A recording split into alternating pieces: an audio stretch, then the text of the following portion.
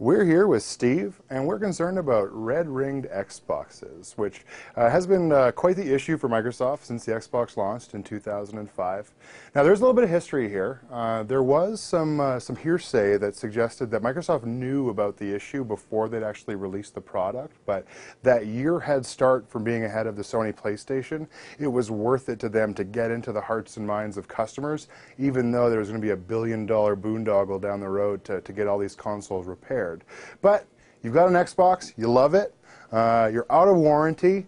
What do you do if your Xbox red ring? Because there's a couple things you can do. You can buy a new one. You can pay Microsoft $150 to maybe fix it, but you could be left in the same situation again. But with me to my left, I've got Steve, who's here. He's going to tell us that there is life after death when you've got an Xbox that's red ringing. So Steve, why don't you tell us a little bit about what you're seeing here and how common this issue is for you? This problem is quite common, actually. I myself have seen dozens of these. I've actually lost count of how many I've actually fixed. Here's one where you can see the red ring of death. It's the 3 quadrants are red and 1 is blank, indicating that there's a hardware failure somewhere within the unit, but chances are it's just a similar problem where the processors actually separate from the motherboard so that the console can't power on. It gives you an error message. Keep in mind, the things that we're going to show you today will break your warranty if you have one. We're just giving you an option just in case you're out of the warranty anyway and you want to get that Xbox working for cheaper than buying a new one. So that's what we're going to be looking at today. Okay, so the first step would be to take the unit apart. So first we're going to unplug the power and the video cable. So you remove the hard drive, remove the faceplate. There's little tiny clips in here that you press. When you press them, it just releases. And then it's over. And to the front, there's 4 clips. Back comes off, and here's the inside metal case.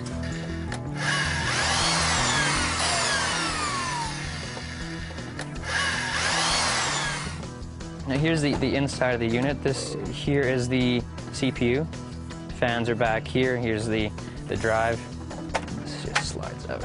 Wow. And here's the GPU. The main problem is because this is underneath the drive, it doesn't really get proper cooling, so it gets a lot hotter than this one would. Just take the fans out now just to get them out of the way.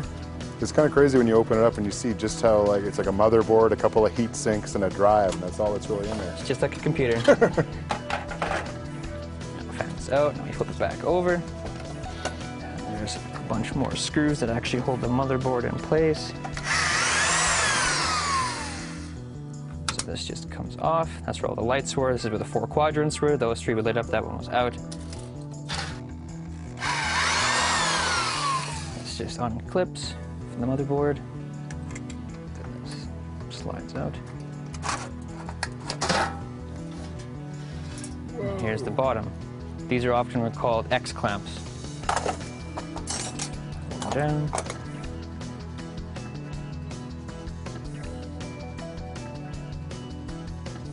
Here we just move it all around, try and get all that compound off. Okay, so now that all the old heatsink compound is removed, we'll go ahead and put some new stuff on. And you want to put a very, very thin layer. It's just a matter of unscrewing them.